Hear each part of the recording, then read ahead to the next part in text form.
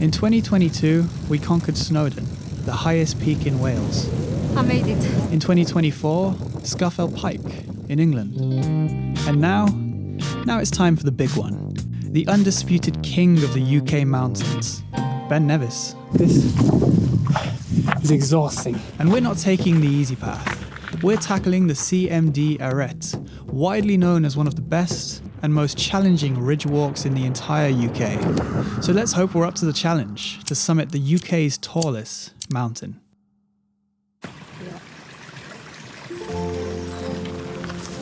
After you. Huh? Yeah, you ready for this? I'd rather just be in the tent sleeping now. You can sleep later. Yeah, after 11 hours. Ben Nevis is actually the eroded remains of a massive ancient volcano around 400 million years old.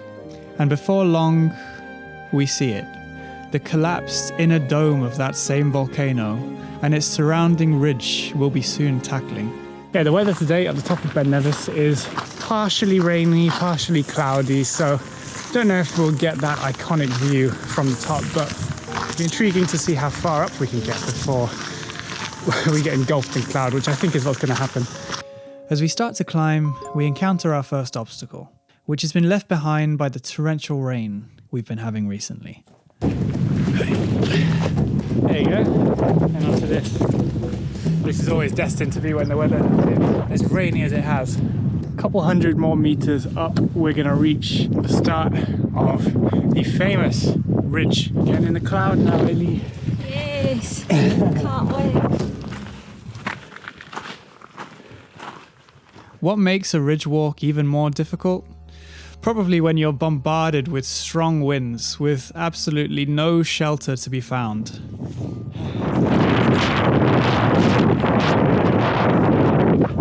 The ridge starts off wider than we expected, and as we can't see any more than a few meters in front of us, we've no idea what's waiting in the clouds ahead.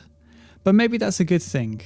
After all, energy levels are good, we're warm, still mostly dry, and we're making good, fast progress.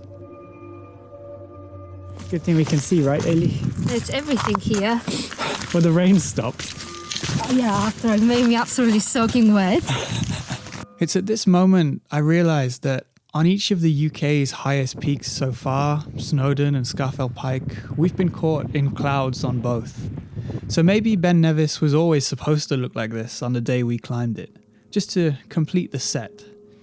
Although on those two mountains it wasn't quite so bad, because we didn't have to cross the CMD Arete. Problem with the rain, it's very slippery. We just met somebody going the other way who said we're about 2 kilometers from this summit. That's good news and bad news, because I think it's 2 kilometers of this.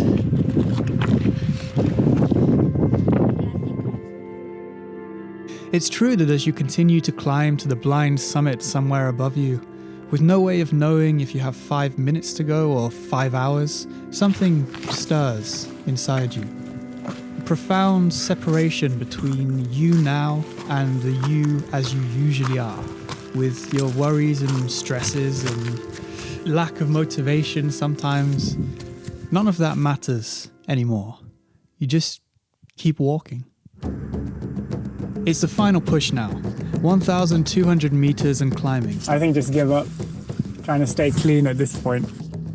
6 hours have passed and the last 3 of those have been non-stop scrambling.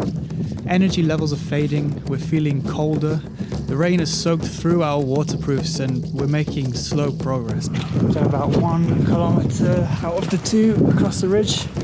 Still can't see the summit, but we can't really see.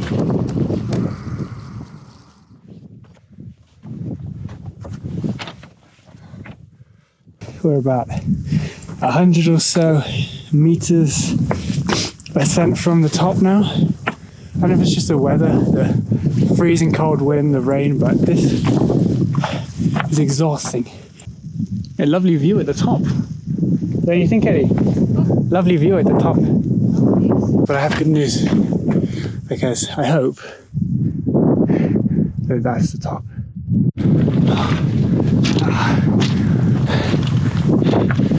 It wasn't the top. Is it? No, No, but it looks like it flans out, so it is so close. We just have to actually find the summit.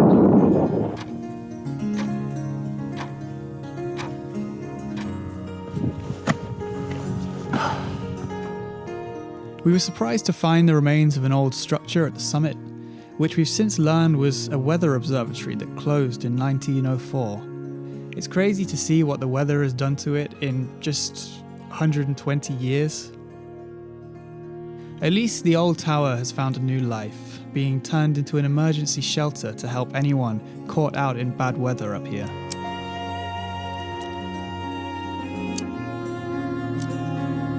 We descended via the mountain track, the most popular and easiest route to summit Ben Nevis. Our knees ached and our legs were shaking by the end, but it felt easier than ever. After a short couple of hours, the clouds started to thin and we emerged below the clouds once more, noticing that the colours had never looked quite so colourful.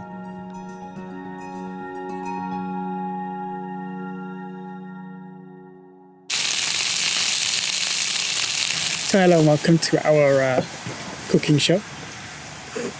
Cooking show. It's warm here, it's good. So basically we're driving back to our campsite and we just noticed this little spot on the side of one of the locks that are becoming all too familiar. Salt. This is the secret of making everything taste nice. Salt, garlic and onion powder. Oh, that's a bit too much. That's alright, don't you worry, it goes all together. And then it just goes in the pan. Just like that. Just like that. As we enjoyed our evening meal beside the loch, it felt surreal where we had been mere hours before.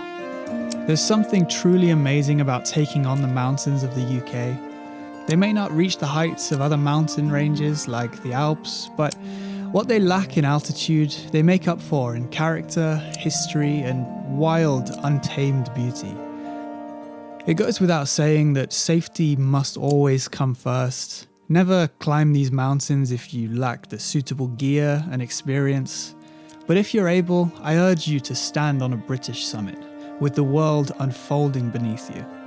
Because it's not just a hike, it's a journey into yourself, and it's absolutely unforgettable.